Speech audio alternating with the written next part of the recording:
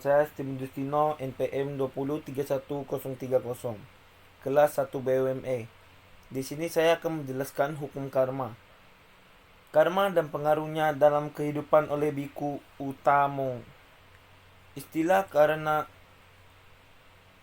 dikenal oleh banyak umat beragama karena karma dipandang umum selalu diartikan sebagai hasil perbuatan buruk. Karma adalah niat. Melakukan sesuatu dengan niat itu adalah karma. Karma menghasilkan dua macam buah, sesuai yang baik atau buruknya niat. Niat dilakukan oleh badan, ucapan, dan pikiran. Bahkan pikiran buruk pun akan membuahkan karma buruk dan juga sebaliknya.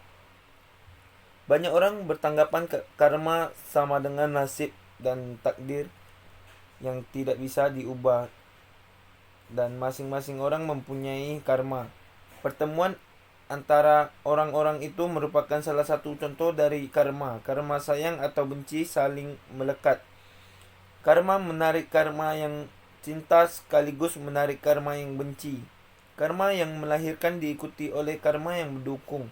Karma melahirkan seperti seseorang yang terlahir di keluarga kaya dan hebat, sedangkan karma mendukung itu seperti ia juga terlahir dengan fisik yang bagus.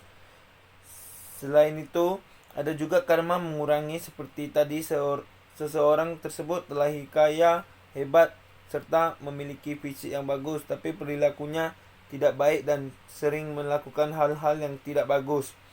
Dan juga sebaliknya, jika seseorang terlahir miskin, terlahir dengan fisik tidak sempurna, tidak perilakunya baik, sering melaksanakan dharma, melakukan sila, dan suka menolong orang.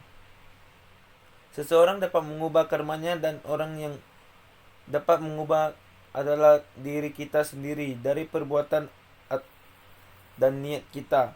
Kita melakukan kebajikan terhadap perbuatan kita, kebajikan dengan ucapan dan pikiran kita. Jika kita melakukannya, yang menderita akan mengurangi penderitaan, dan yang bahagia akan bertambah bahagia.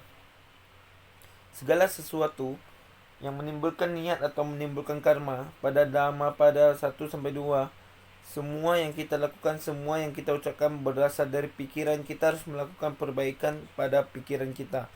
Kita harus mengembangkan pikiran positif setiap saat. Karma dan kelahiran kembali oleh Cornelia Wawor. Karma berasal dari bahasa Sanskerta yang artinya perbuatan. Dalam agama Buddha, satu perbuatan itu harus disertai oleh niat atau kehendak melakukannya.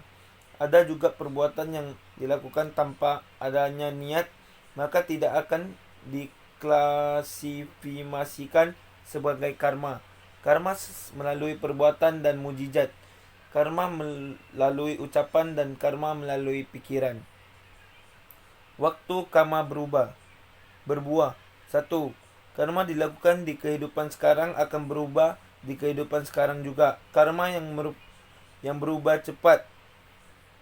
2. Karma yang dilakukan di kehidupan sekarang tidak berbuah sampai kita mati dan berbuah pada kehidupan selanjutnya. 3. Karma dilakukan di kehidupan sekarang akan berubah di kehidupan masa depan. 4. Karma tidak berubah. Ini berlaku pada para arahat, para Buddha dan Sam Buddha. Jika mereka meninggal dunia atau parinibbana, maka karma tidak akan dapat mengekar mereka lagi walaupun karma buruk, kecuali membunuh orang tua. Fungsi karma. 1.